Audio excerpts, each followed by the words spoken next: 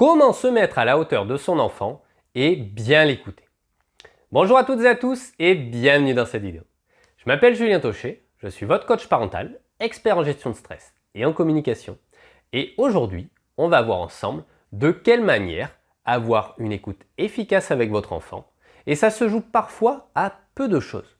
Donc restez bien jusqu'à la fin de cette vidéo pour recevoir l'ensemble de mes conseils.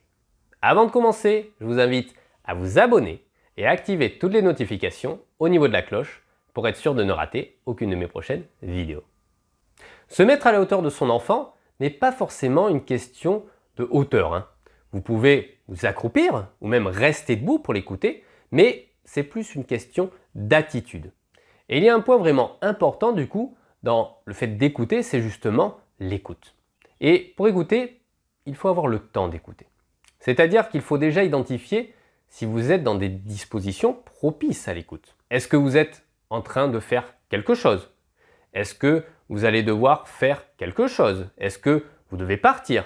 Est-ce que vous n'avez pas envie d'écouter? Car vous êtes fatigué par exemple. Il va falloir identifier ces dispositions pour que vous sachiez si vous êtes en mesure d'être attentif à votre enfant et de faire une bonne écoute.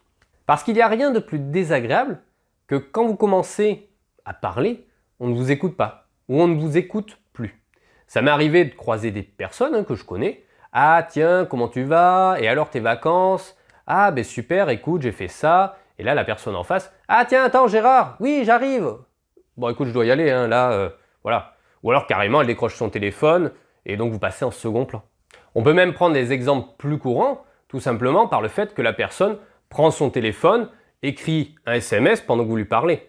Là, vous êtes en train de vous dire, il ne m'écoute pas. Et vous vous souvenez sûrement de cette personne qui n'écoute finalement jamais ce que les autres lui disent. Laissez-moi un like si vous aussi vous connaissez quelqu'un comme ça. Mais, donc là, interruption, il n'y a rien de plus désagréable. Alors, c'est plus ou moins violent. Mais, ce qui se passe, moi je me dis, elle s'en fout de ce que je lui raconte. Alors ça vous est peut-être déjà arrivé. Vous vous sentez vexé, vous vous sentez mal, vous ressentez une sensation de mal-être parce que la personne est captivée par autre chose que vous. Et c'est pire ça, quand elle commence à vous écouter, plutôt qu'à la limite, elle ne vous écoute pas du tout au départ. Si elle ne vous écoute pas au départ, bon voilà. Mais si elle commence à vous écouter et qu'elle s'arrête, soit ce que vous dites n'est pas intéressant, soit elle s'en fiche. Soit elle a mieux à faire, mais ça va être pareil pour votre enfant. Si vous commencez à lui dire « explique-moi pourquoi tu as tapé ton frère par exemple », et que l'enfant commence à vous expliquer les choses, et que vous lui dites « ah non mais en fait, bon, laisse tomber, va voir ta mère ou ton père, ça ne m'intéresse pas, j'ai pas le temps, c'est trop long, puis là on doit partir, on va être en retard, en gros je ne suis pas disposé à t'écouter ». Ça va être pire que de ne rien faire, car vous commencez quelque chose et vous lui envoyez le message « non mais en fait laisse tomber ». Vous lui envoyez le message « en fait je m'en fous de ce que tu me dis ».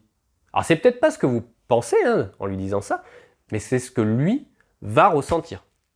Et en plus, vous commencez un truc, il vous explique les choses et vous dites en gros « laisse tomber finalement, ce que tu me dis, ça ne m'intéresse pas ». C'est encore plus vexant pour votre enfant qui va se renfermer sur lui et la prochaine fois que vous voudrez discuter, il va se souvenir de cette fois-là et il ne vous donnera pas d'explication. Il ne vous parlera pas. Et ça me fait penser à un papa que j'ai accompagné qui me disait qu'il ne comprenait pas que sa fille ne lui parle pas. Parce que, voilà, il lui demandait souvent comment ça se passe l'école, la danse. Et puis il me dit, je sais pas, je sais pas quoi faire, elle me parle pas, elle se confie pas. Et puis un jour, elle lui a dit, lors d'une dispute, écoute, de toute façon, tu m'écoutes jamais. Tu es toujours en train de faire un truc, ça t'intéresse pas, ma vie, alors pourquoi je te parlerai? Et ça a été quand même une bonne chose pour lui, parce qu'on a travaillé ensemble là-dessus, et il s'est rendu compte qu'effectivement, il était toujours branché boulot. Alors il commençait effectivement à parler avec elle, et puis un coup, il se mettait à répondre au téléphone.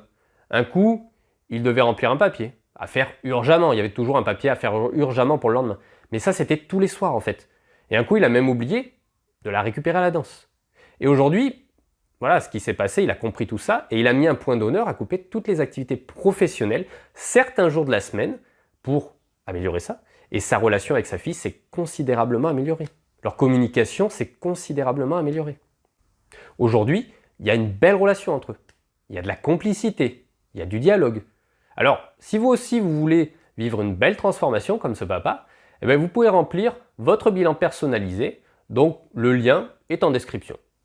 Donc on a vu dans cette vidéo que pour vous mettre à la hauteur de votre enfant, prenez le temps de l'écouter. Ayez envie de l'écouter aussi, mais ne commencez pas quelque chose que vous ne pourrez pas finir. C'est tout pour aujourd'hui et je vous dis à très vite pour une prochaine vidéo.